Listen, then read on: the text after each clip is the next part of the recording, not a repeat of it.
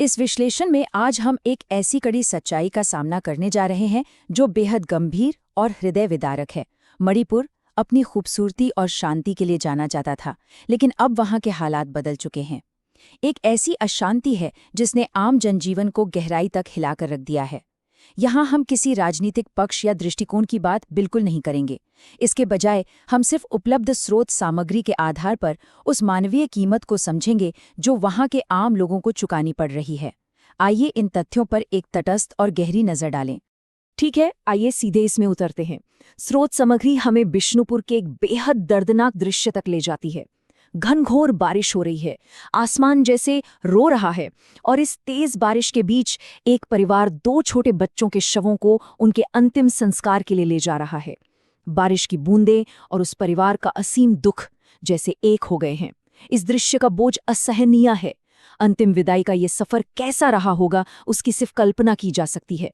ये छवि सीधे अंतरात्मा तक पहुंचती है और रुककर इस पीड़ा पर सोचने को मजबूर कर देती है। भाग 1, टोंगलाबी की त्रासदी, अशांति के मासूम शिकार। 5। ये सिर्फ एक आंकड़ा नहीं है, ये ध्यान देने लायक है कि ये उस छोटे से लड़की की आयु थी जिसने अभी चलना, बोलना या इस दुनिया को समझना ठीक से शुरू ही किया था। एक नन्ही सी जान जिसके आगे उसका पूरा भविष्य पड़ा था। उसकी सभी संभावनाएं एक झटके में खत्म हो गईं। एक 5 साल का मासूम। और 6 साल नहीं, महज 6 महीने। ये आयु थी उसकी छोटी बहन की, 6 महीने की एक बच्ची जिसे इस दुनिया का कोई भेदभाव या संघर्ष मालूम ही नहीं था। जब हम इन आयु वर्गों को देखते हैं ना, 5 साल और 6 महीने, तो अचानक सारा राजनीतिक संदर्भ धुंधला पड़ जाता है। जो बाकी रह जाता है वो है एक कड़ी मानवीय त्रासदी जिसमें हर तरह का तर्क खत्म हो जाता है।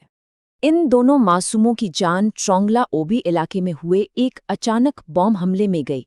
स्रोत बताते हैं कि ये उनके लिए कोई सामान्य दिन लग रहा होगा, जब एक पल में सब कुछ तबाह हो गया। एक अचानक धमाका और एक आम दिन उस व्यापक हिंसा और अशांति का हिस्सा बन गया जो इस क्षेत्र में लगातार चल रहा है। बड़े टकराव आमतौर पर ऐसे ही छोटी जिंदगियों और खुशहाल घरों को अपना निशाना बना लेते हैं, और पीछे क्या छोड़ते हैं? सिर्फ सन्नाटा और दुख।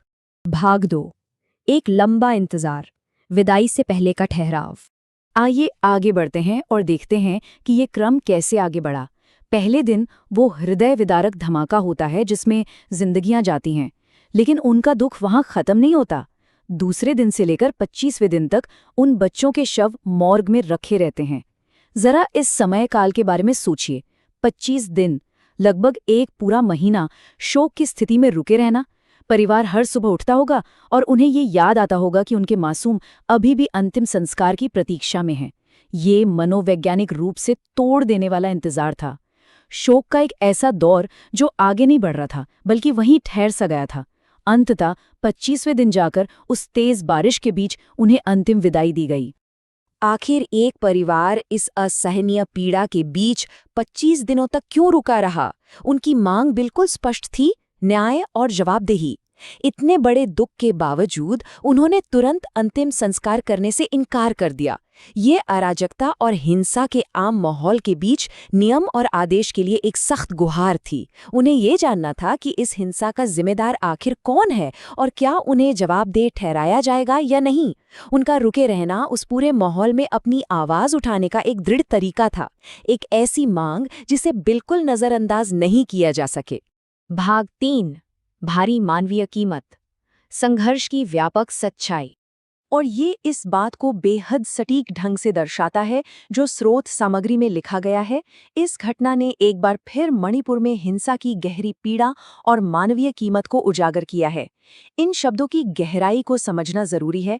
हिंसा का असर सिर्फ टूटी हुई इमारतों या राजनीतिक उलटफेर में नहीं मापा जाता। इसका असली मापदंड उन गहरे मानवीय जख्मों में मिलता है जो लंबे समय तक नहीं भरते। ये एक ऐसी चोट है जो पूरे क्षेत्र के आम जनजीवन को अंदर तक घायल कर देती है, और ये स्रोत उस दर्द को अत्यंत स्पष्ट रूप से सामने लाता है। यहाँ पर एक बहुत बड़ा विरोधाभास हमारे सामने आता है। एक ओर हम देखते हैं कि राज्य के स्तर पर व्यापक राजनीतिक अशांति और टकराव चल रहा है, जो एक जटिल और बड़ी स्थिति है। लेकिन दूसरी ओर इसका सीधा और सख्त असर जमीन पर पड़ रहा है, जहां लगातार मासूम जिंदगियां जा रही हैं। एक बड़ा संघर्ष जिसके बीच में वो लोग पिसते हैं जिनका इस आपसी टकराव से कोई सीधा लेना देना नहीं है। और इसीलिए इस घटना पर ध्यान देना जरूरी है, क्योंकि जब तक इन छोटी जिंदगियों के नुकसान को नहीं समझा जाएगा, तब तक किसी भी अशांति के असर का पूरा आकलन नहीं हो पाएगा। तो इन तथ्यों पर आधारित इस विश्लेषण के अंत में बस एक ही विचार जहन में छूट जाता है। अशांति की सच्ची कीमत आखिर क्या है, जब आम लोगों के बीच सबसे मासूम और बेगुनाह हिस्सा इसकी सबसे बड़ी कीमत चुकाता है।